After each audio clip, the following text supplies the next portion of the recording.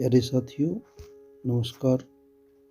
आज हम कक्षा 12 का अध्याय 11 विद्रोही और राज 1857 का आंदोलन और उसके व्याख्यान पढ़ रहे हैं।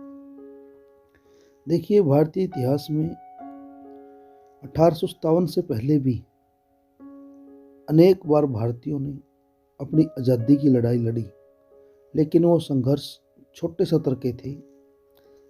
इतने बड़े स्तर का और इतना व्यवस्थित कोई आंदोलन नहीं हुआ था। इसलिए 1857 का जो आंदोलन है, इसको 1857 का आंदोलन भी कह सकते हैं।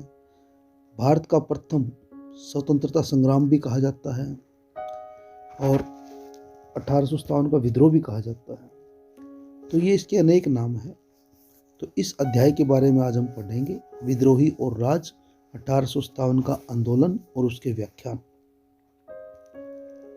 10 मई 1857 की दोपहर बाद मेरठ छावनी, जो दिल्ली के पास ही पड़ता है, उत्तर प्रदेश में मेरठ छावनी में सिपाहियों ने विद्रोह कर दिया। हलचल की शुरुआत भारतीय सैनिकों से बनी पैदल सेना से हुई थी, जो जल्द ही घुड़सवार फौज और फिर शहर तक फैल गई। शहर और आसपास के जो देहात थे, जो गांव थे, वहां के लोग सिपाहियों के साथ जुड़ गए। सिपाहियों ने शस्त्रागार पर कब्जा कर लिया। शस्त्रागार होता है जहाँ पर हथियारों को रखा जाता है, जहाँ हथियार और गोला बारूद रखे हुए थे।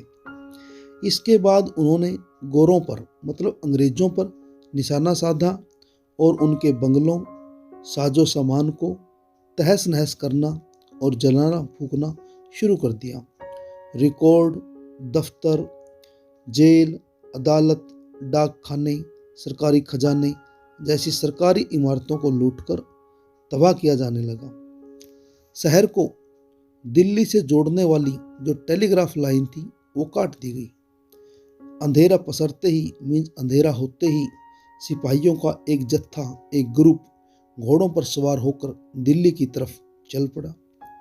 यह जत्था, यह सैनिकों की टुकड़ी 11 मई को तड़के, मीन्स अर्ली मॉर्निंग, सुबह लाल किले के फाटक पर पहुंचा। रमजान का महीना था, जो अपने यहाँ सावन का महीना होता है, मुसलमानों के यहाँ उसको रमजान का महीना बोलते हैं। रमजान का महीना था, जो मुगल सम्राट बहादुर शाह जफर नमाज पढ़कर और सहरी होता है, रोजे रखे जाते हैं मुसलमानों के यहाँ। 30 दिन के होते हैं, 1 महीने के रोजे होते हैं। रोजे के दिनों में सूरज उगने से पहले का भोजन खाकर उठे थे। उन्हें फाटक पर हो हल्ला सुनाई दिया। बाहर खड़े सिपाहियों ने जानकारी दी कि हम मेरठ के सभी अंग्रेज पुरुषों को मारकर आए हैं, क्योंकि वे हमें गाय और सूअर की चर्बी में लिपटे कारतूस दांतों से खींचने के लिए मजबूर कर रहे थे। इससे हिंदू और मुसलमान सबका धर्म भ्रष्ट हो जाएगा। तब तक सिपाहियों का एक और जत्था दिल्ली में दाखिल हो चुका था, मीन्स एक टुकड़ी और सैनिकों की आ चुकी थी, और शहर के जो आम लोग थे वो उनके साथ जुड़ने लगे थे। बहुत सारे यूरोपियन लोग मारे गए। दिल्ली के अमीर लोगों पर हमले हुए और लूटपाट हुई। दिल्ली अंग्रेजों के नियंत्रण से बाहर जा चुकी थी। कुछ सिपाही लाल किले में दाखिल होने के लिए जो दरबार के शिष्टाचार थे उसका पालन किए बिना बेधड़क किले में घुस गए थे। उनकी मांग थी कि बादशाह मीन्स बहादुर शाह जफर उन्हें अपना आशीर्वाद दे। सिपाहियों से घिरे बहादुर शाह के पास उनकी बात मानने के अलावा और कोई चारा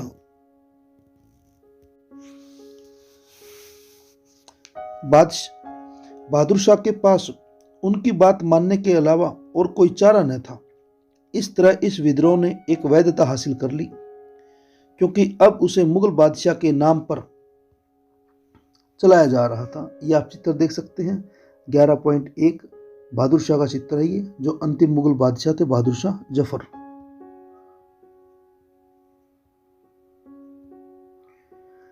12 और 13 मई को उत्तर भारत में शांति रही, लेकिन जैसे ये खबर फैली कि दिल्ली पर विद्रोहियों का कब्जा हो चुका है और बहादुर शाह ने विद्रोह को अपना समर्थन दे दिया है, तो हालात तेजी से बदलने लगे। गंगा घाटी की छावनियों, जो कैंट होते हैं फौजियों के, छावनियों और दिल्ली के पश्चिम की कुछ छावनियों में विद्रोह के सवर तेज होने लगे। अब हमारा पहला पॉइंट है, विद्रोह का ढर्रा क्या था। यदि इन विद्रोहों को तारीख के हिसाब से सिलसिलेवार रखा जाए तो ऐसा लगता है कि जैसे जैसे विद्रोह की खबर एक शहर से दूसरे शहर में पहुंचती गई, वैसे वैसे सिपाही हथियार उठाते गए। हर छावनी में विद्रोह का घटनाक्रम कमोबेश मींस लगभग एक जैसा ही था। सैन्य विद्रोह कैसे शुरू हुए। सिपाहियों ने किसी न किसी विशेष संकेत के साथ अपनी कार्रवाई शुरू की। कई जगह शाम के समय तोप का गोला दागा गया तो कहीं बिगुल बजाकर विद्रोह का संकेत दिया गया। सबसे पहले उन्होंने शस्त्रागार पर कब्जा किया, सरकारी खजाने को लूटा। इसके बाद उन्होंने जेल, सरकारी खजाने, टेलीग्राफ दफ्तर, रिकॉर्ड रूम, बंगलों, तमाम सरकारी इमारतों पर हमला किया और सारे रिकॉर्ड जलाते चले गए। गोरों से संबंधित हर चीज और हर शख्स हमले का निशाना था। हिंदुओं और मुसलमानों तमाम लोगों को एकजुट होने और फिरंगियों का सफाया करने के लिए हिंदी, उर्दू और फारसी में अपीलें जारी होने लगी। ये फिरंगियों का जो नया शब्द जो हमारे सामने शब्द देख सकते हैं, फिरंगी फारसी भाषा का शब्द है जो संभवतः फ्रैंक, जिससे फ्रांस का नाम पड़ा है, से निकला है। क्योंकि आपको ये पिछली 11वीं कक्षा में आपने ये पढ़ा था कि जो फ्रैंक है ये जर्मनी की जनजाति थी और इसने फ्रांस पर कब्जा कर लिया था। फ्रांस का उस समय नाम होता था गौल, तो गौल को फिर नया नाम पड़ गया था फ्रांस। इसे उर्दू और हिंदी में पश्चिमी लोगों का मजाक उड़ाने के लिए कभी कभी इसका प्रयोग अपमानजनक दृष्टि से किया जाता है। तो कहता है विद्रोह में आम लोगों के भी शामिल हो जाने के साथ साथ हमलों का दायरा फैल गया। लखनऊ, कानपुर, ये उत्तर प्रदेश के शहर हैं। लखनऊ, कानपुर और बरेली जैसे बड़े शहरों में साहूकार और अमीर भी विद्रोहियों के गुस्से का शिकार बनने लगे। किसान इन लोगों को न केवल अपना उत्पीड़क मीन जो शोषण करने वाला है, बल्कि अंग्रेजों का पिट्ठू मानते थे। ज्यादातर जगह अमीरों के घर बार लूटकर तबाह कर दिए गए। सिपाहियों की कतारों में हुए इन छिटपुट विद्रोह ने जल्दी ही एक चौतरफा विद्रोह का रूप ले लिया और शासन की सत्ता और सोपानों की जो सरकार के जो शासन के कायदे कानून थे उसकी सरेआम अवहेलना होने लगी। ये आप चित्र देख सकते हैं, ज़्यादा क्लियर तो नहीं है ये। लखनऊ में ब्रिटिश लोगों के खिलाफ हमले में आम लोग भी सिपाहियों के साथ आज उठते हैं, इकट्ठे लग जाते हैं। मई जून के महीनों में अंग्रेजों के पास विद्रोहियों की कार्रवाइयों का कोई जवाब नहीं था। अंग्रेज अपनी जिंदगी और घर बार बचाने में फंसे हुए थे। जैसा कि एक ब्रिटिश अफसर ने लिखा कि जो ब्रिटिश शासन है वो ताश के किले की तरह बिखर गया है। कहता असामान्य समय में सामान्य जीवन। विद्रोह के महीनों में शहरों में क्या हुआ। उथल पुथल के उन दिनों में लोग अपनी जिंदगी कैसे जी रहे थे, सामान्य जीवन किस तरह प्रभावित हुआ। विभिन्न शहरों की रिपोर्टों से पता चलता है कि सामान्य गतिविधियां अस्त व्यस्त हो गई थी विद्रोह के कारण। दिल्ली का उर्दू अखबार 14 जून 1857 की इन रिपोर्टों का पढ़ी क्या कहता है। यही हालात सब्जियों और साग मीन्स पालक के भी हैं। लोग इस बात पर शिकायत कर रहे हैं कि बाजारों में कद्दू और बैंगन तक नहीं मिलते। आलू और अरबी अगर मिलती भी है तो बासी सड़ी, जिसे कुंजड़ों मीन्स सब्जी बेचने वाले ने रोक कर मीन्स जमा कर मीन्स काला बाजारी रखा हुआ है। शहर में स्थित बाग बगीचों से कुछ माल चंद इलाकों तक पहुंच जाता है, लेकिन गरीब और मध्य वर्ग वाले उन्हें देखकर बस होठों पर जीभ फिरा कर रह जाते हैं, क्योंकि वे चीज़ें खास लोगों के लिए ही हैं। यहाँ एक और चीज़ पर भी ध्यान दिया जाना चाहिए जिससे लोगों को बड़ा नुकसान हो रहा है। मामला यह है कि पानी भरने वालों ने पानी भरना बंद कर दिया है। गरीब शुरफा मीन्स कुलीन लोग खुद घड़ों में पानी भर कर लाते हैं और तब जाकर घर में खाना बनता है। हलाल खोर हराम खोर हो गए हैं। कई दिनों से बहुत सारे मोहल्लों में कोई आमदनी नहीं हुई है और यही हालात बने रहे तो गंदगी, मौत और बीमारियां शहर की आबो हवा खराब कर देगी। शहर महामारी की गिरफ्त में आ जाएगा, यहाँ तक कि आसपास के इलाके भी उसकी चपेट में आ जाएंगे। तो ये आपने पढ़ा अभी, जो दिल्ली का उर्दू अखबार था, इसकी रिपोर्ट थी ये। तो इस रिपोर्ट से पता चलता है कि जब भी कोई इस तरह का घटनाक्रम होता है, चाहे विद्रोह हो, कोई दंगा हो, या कोई फिर और असामान्य स्थिति जब होती है, तब इस तरह के हालात आम हो जाते हैं। चीज़ों की मारामारी हो जाती है, वस्तुओं की कमी हो जाती है, बाजार में काला बाजारी बढ़ जाती है, आम आदमी की पहुंच में वस्तुएं नहीं रहती। तो नेक्स्ट हमारा पॉइंट है संचार के माध्यम। अलग अलग स्थानों पर विद्रोह के ढर्रे में समानता की वजह आंशिक रूप से उसकी योजना और समन्वय मीन्स तालमेल में निहित थी। इसमें कोई शक नहीं कि विभिन्न छावनियों के सिपाहियों के बीच अच्छा संचार बना हुआ था।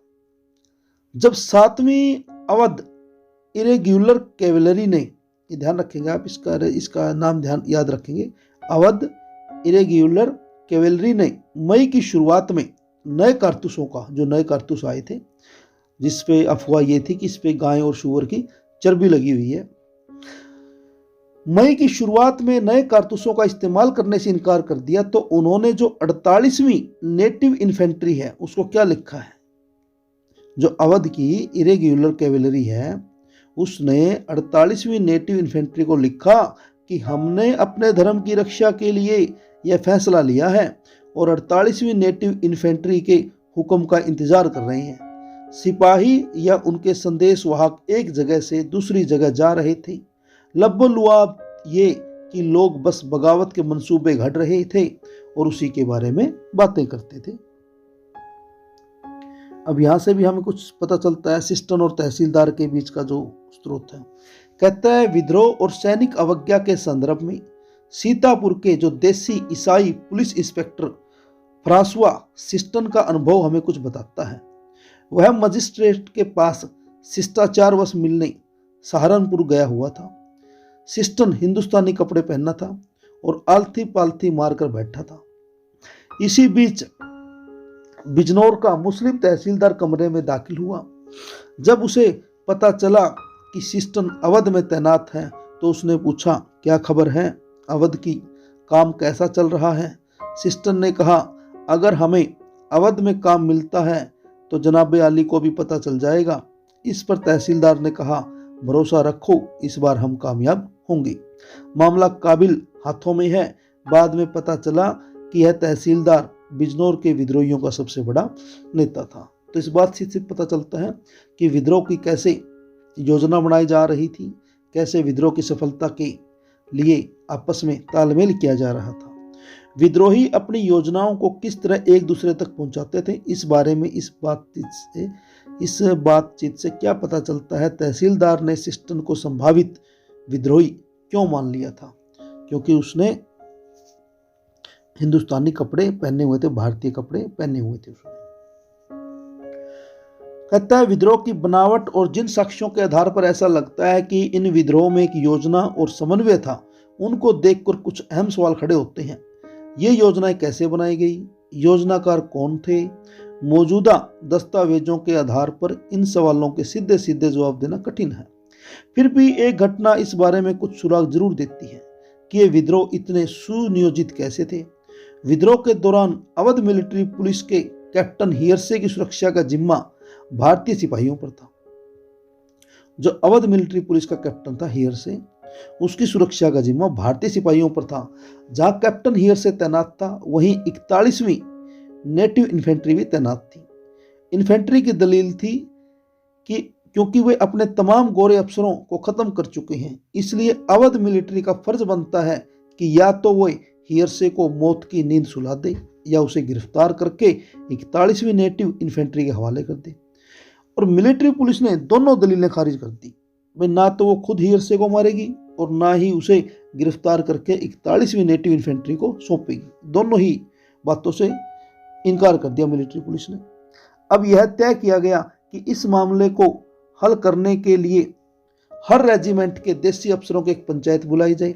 इस विद्रोह के शुरुआती इतिहासकारों में से एक चार्ल्स बॉल ने लिखा है कि ये पंचायतें रात को कानपुर सिपाही लाइनों में जुटती थी। इसका मतलब है कि सामूहिक रूप से कुछ फैसले जरूर लिए जा रहे थे, क्योंकि सिपाही लाइनों में रहते थे और सभी की जीवन शैली एक जैसी थी। क्योंकि उनमें बहुत सारे प्राय एक ही जाति के होते थे, इसलिए इस बात का अंदाजा लगाना मुश्किल नहीं है कि वे इकट्ठा बैठकर अपने भविष्य के बारे में फैसले ले रहे होंगे। ये सिपाही अपने विद्रोह के कर्ता धर्ता खुद ही थे। ये आप झांसी की रानी का चित्र देख सकते हैं, लक्ष्मीबाई का। और यहाँ पर पॉइंट है 1.3, नेता और अनुयायी। अंग्रेजों से लोहा लेने के लिए नेतृत्व और संगठन जरूरी था। इन लक्ष्यों को हासिल करने के लिए विद्रोहियों ने कई बार ऐसे लोगों की शरण ली जो अंग्रेजों से पहले नेताओं की भूमिका निभाते थे, जैसा कि हम पीछे देख चुके हैं। मेरठ के सिपाहियों ने सबसे पहले जो काम किया उनमें एक यह था कि फौरन दिल्ली गए और उन्होंने बूढ़े हो चुके मुगल बादशाह से विद्रोह का नेतृत्व स्वीकार करने की दरख्वास्त की, मीन्स प्रार्थना की। लेकिन इस निवेदन पर सहमति हासिल करने में भी वक्त लगा। बहादुर शाह इस खबर पर भयभीत और बेचैन दिखाई दिए। बहादुर शाह ने नाम मात्र का नेता बनने की जिम्मेदारी भी तब स्वीकार की जब कुछ सिपाही शिष्टाचार की अवहेलना करते हुए जबरन लाल किले के मुगल दरबार में जा घुसे और बहादुर शाह के पास कोई चारा नहीं बचा था, मीन्स उसके पास कोई विकल्प नहीं बचा था कि वो विद्रोहियों की बात को ना माने। अन्य स्थानों पर भी छोटे पैमाने पर ही सही इसी तरह के दृश्य घट चुके थे। कानपुर में सिपाहियों और शहर के लोगों ने पेशवा बाजीराव द्वितीय के उत्तराधिकारी नाना साहिब के सामने बगावत की बागडोर संभालने की सिवाय कोई और विकल्प ही नहीं छोड़ा था। झांसी में रानी को आम जनता के दबाव में बगावत का नेतृत्व संभालना पड़ा। कुछ ऐसी स्थिति बिहार में आरा के स्थानीय जमींदार कुंवर सिंह की थी। अवध में नवाब वाजिद अली शाह जैसे लोकप्रिय शासक को गद्दी से हटा दिए जाने और उनके राज्य पर कब्जा कर लेने की यादें लोगों के जहन में दिमाग में अभी भी ताजा थी। लखनऊ में ब्रिटिश राज के ढहने की खबर पर लोगों ने नवाब का जो बेटा था, युवा बेटा ब्रिजेश कदर को अपना नेता घोषित कर दिया था। सभी जगहों पर नेता दरबारों से जुड़े व्यक्ति, रानियां, राजा, नवाब, तालुकदार नहीं थे। अक्सर विद्रोह का संदेश आम पुरुषों एवं महिलाओं के जरिए और कुछ स्थानों पर धार्मिक लोगों के जरिए भी फैल रहा था। मेरठ से इस आश्चर्य की खबरें आ रही थी कि वहां हाथी पर सवार एक फकीर को देखा गया था, जिससे सिपाही बार बार मिलने जाते थे। लखनऊ में अवध पर कब्जे के बाद बहुत सारे धार्मिक नेता और स्वयंभू पैगंबर प्रचारक ब्रिटिश राज को नेस्तनाबूद मीन्स खत्म करने का अलख जगा रहे थे, मीन्स लोगों को जगा रहे थे। ये आप चित्र देख सकते हैं 11.4 का नाना साहिब का। 1858 के अंत में जब विद्रोह विफल हो गया तो नाना साहिब भागकर नेपाल चले गए। उनके भागने की घटना को नाना साहिब के साहस और बहादुरी की कहानी का हिस्सा बताया जाता है। अन्य स्थानों पर किसानों, जमींदारों और आदिवासियों को विद्रोह के लिए उकसाते हुए कई स्थानीय नेता सामने आ चुके थे। शाहमल ने, ये ध्यान करेंगे आपके बहुत इंपॉर्टेंट एग्जाम के लिए, शाहमल ने उत्तर प्रदेश में बड़ौत परगना के गांव वालों को संगठित किया। जो शाहमल है, इन्होंने उत्तर प्रदेश में बड़ौत परगना के गांव वालों को संगठित किया। छोटा नागपुर स्थित सिंहभूम के एक आदिवासी काश्तकार जिनका नाम था गोनू ने इलाके के कोल आदिवासियों का नेतृत्व संभाला हुआ था। अब 1857 के दो विद्रोहियों के बारे में हम पढ़ते हैं। एक शाहमल के बारे में पढ़ेंगे। शाहमल उत्तर प्रदेश के बड़ौत परगना के एक बड़े इलाके के रहने वाले थे। वह एक जाट कुटुंब से संबंध रखते थे जो 84 देश मीन 84 गांव में फैला हुआ था।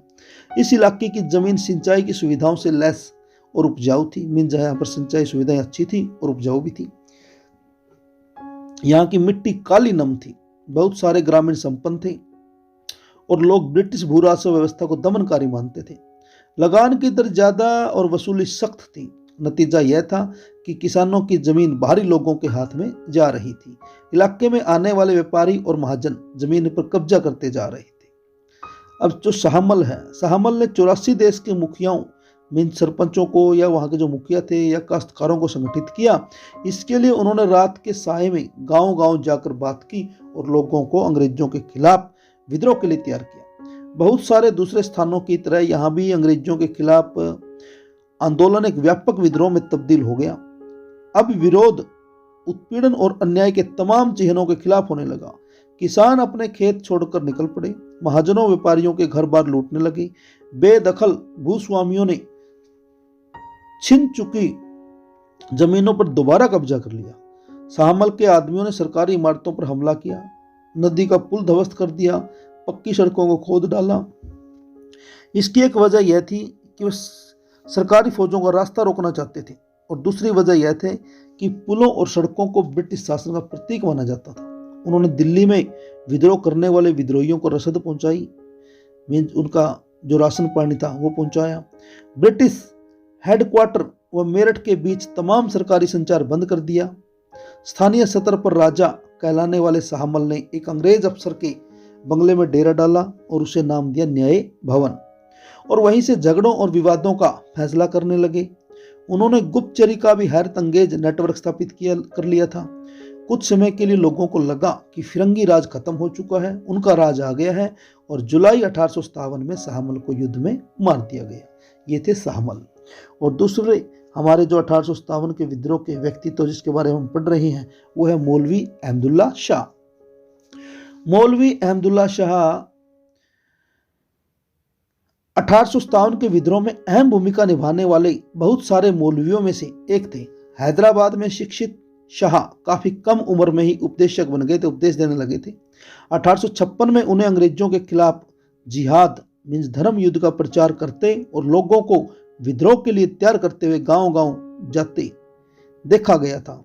वे एक पालकी में बैठकर चलते थे, पालकी के आगे आगे ढोल और पीछे उनके समर्थक होते थे, इसलिए उन्हें लोग बाग डंका शाह कहने लगे थे, डंका शाह। ब्रिटिश अफसर इस बात से परेशान थे कि मौलवी के साथ हजारों लोग जुट रहे थे। बहुत सारे मुसलमान उन्हें पैगंबर मानने लगे थे और समझते थे कि वह इस्लाम के आदर्शों से ओतप्रोत है। जब 1856 में मौलवी साहब लखनऊ पहुंचे तो पुलिस ने उन्हें शहर में उपदेश देने से रोक दिया और 1857 में उन्हें फैजाबाद जेल में बंद कर दिया। रिहा होने पर उन्हें 22वीं नेटिव इन्फेंट्री के विद्रोहियों ने अपना नेता चुन लिया। उन्होंने चिन्हाट के विख्यात संघर्ष में हिस्सा लिया, जिसमें हेनरी लॉरेंस की अगुवाई वाली टुकड़ियों को मुंह की खानी पड़ी थी, मीन्स हार माननी पड़ी थी। मौलवी साहब को उनकी बहादुरी और ताकत के लिए जाना जाता था। बहुत सारे लोग मानते हैं कि उनको कोई नहीं हरा सकता, उनके पास जादुई शक्तियां हैं, अंग्रेज उनका बाल भी बांका नहीं कर सकते। काफी हद तक इसी विश्वास के कारण उन्हें लोगों में इतना अधिकार प्राप्त था। नेक्स्ट हमारा पॉइंट है 1.4 अफवाहें और भविष्यवाणियां। क्योंकि जब ऐसा माहौल होता है तो वहां पर अफवाहें भी फैलती हैं और भविष्यवाणियां भी की जाती हैं, जिसके कारण विद्रोह को बहुत फायदा भी हुआ भविष्यवाणियों से। तरह तरह की अफवाहों और भविष्यवाणियों के जरिए लोगों को उठ खड़ा होने के लिए उकसाया जा रहा था। जैसा कि हमने पीछे देखा कि मेरठ से दिल्ली आने वाले सिपाहियों ने बहादुर शाह को उन कारतूसों के बारे में बताया था जिन पर गाय और सूअर की चर्बी का लेप लगा था। उनका कहना था कि अगर वे इन कारतूसों को मुंह से लगाएंगे तो उनकी जाति मजहब दोनों भ्रष्ट हो जाएंगे। सिपाहियों का इशारा एनफील्ड राइफल के उन कारतूसों की तरफ था जो हाल ही में जो मतलब अभी अभी उन्हें दिए गए थे। अंग्रेजों ने सिपाहियों को लाख समझाया कि ऐसा नहीं है, लेकिन यह अफवाह उत्तर भारत की छावनियों में जंगल की आग की तरह फैल गई थी। इस अफवाह का स्रोत भी ढूंढा जा सकता है। ये आप चित्र भी देख सकते हैं। चित्र 11.5 में हेनरी हार्डिंग फ्रांसिस ग्रांट द्वारा बनाया गया चित्र है। ये इसके बारे में पढ़ लेते हैं। 1849 में गवर्नर जनरल के तौर पर हार्डिंग ने सैनिक साजो सामान के आधुनिकीकरण का प्रयास किया। उसने जिन एनफील्ड राइफलों का इस्तेमाल शुरू किया उनमें चिकने कारतूसों का इस्तेमाल होता था, जिनके खिलाफ सिपाहियों ने विद्रोह किया था। अब ये जो अफवाह है इसका स्रोत ढूंढते हैं। इस अफवाह का स्रोत ढूंढा जा सकता है। राइफल इंस्ट्रक्शन डिपो के कमांडेंट कैप्टन राइट ने अपनी रिपोर्ट में लिखा था कि दमदम स्थित जो जगह है शस्त्रागार में काम करने वाले नीची जाति के एक खलासी ने जनवरी 1857 के तीसरे हफ्ते में एक ब्राह्मण सिपाही से पानी पिलाने के लिए कहा था।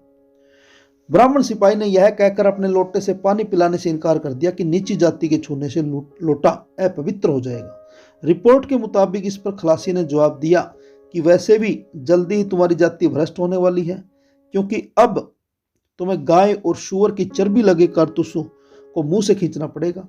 इस रिपोर्ट की विश्वसनीयता के बारे में कहना मुश्किल है, लेकिन इसमें कोई शक नहीं कि जब एक बार यह अफवाह फैलनी शुरू हुई तो अंग्रेज अफसरों के तमाम आश्वासनों के बावजूद इसे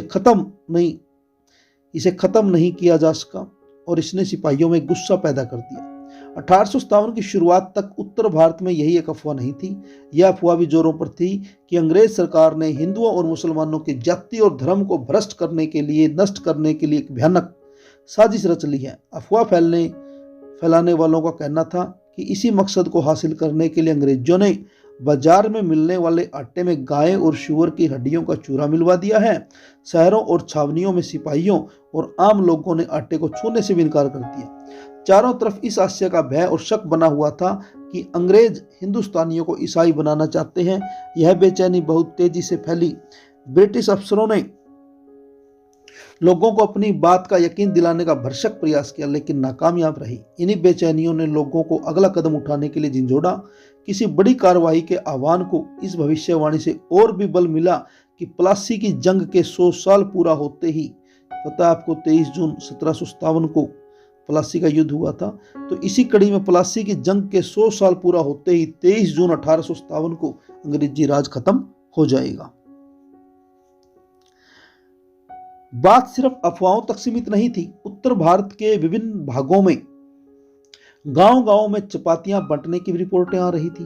बताते हैं कि रात में एक आदमी आकर गांव के चौकीदार को एक चपाती तथा 5 और चपातियां बनाकर अगले गांव में पहुंचाने का निर्देश देता था। मतलब ये संकेत था एक सूचना को एक स्थान से दूसरे स्थान पर पहुंचाने का, और यह सिलसिला यूं ही चलता जाता था। चपातियां बांटने का मतलब और मकसद न तो उस समय स्पष्ट था, न ही आज है, लेकिन इसमें कोई शक नहीं कि लोग इसे किसी आने वाली उथल पुथल का संकेत मान रहे थे। लोग अफवाहों में विश्वास क्यों कर रहे थे?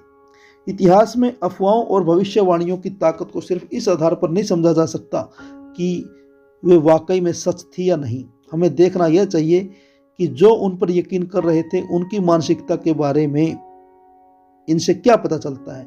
ये अफवाहें और भविष्यवाणियां उनके भय, उनकी आशंकाओं, उनके विश्वासों और प्रतिबद्धताओं के बारे में क्या बताती है।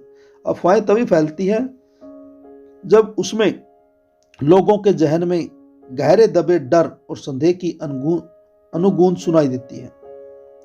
अगर 1857 की इन अफवाहों को 1820 के दशक से अंग्रेजों द्वारा अपनाई जा रही नीतियों के संदर्भ में देखा जाए तो उनका मतलब ज़्यादा आसानी से समझा जा सकता है। जैसा कि आपको मालूम होगा कि governor general lord William Bentinck के नेतृत्व में उसी समय से ब्रिटिश सरकार पश्चिमी शिक्षा, पश्चिमी विचारों, पश्चिमी संस्थानों के जरिए भारतीय समाज को सुधारने के लिए खास तरह की नीतियां लागू कर रही थी।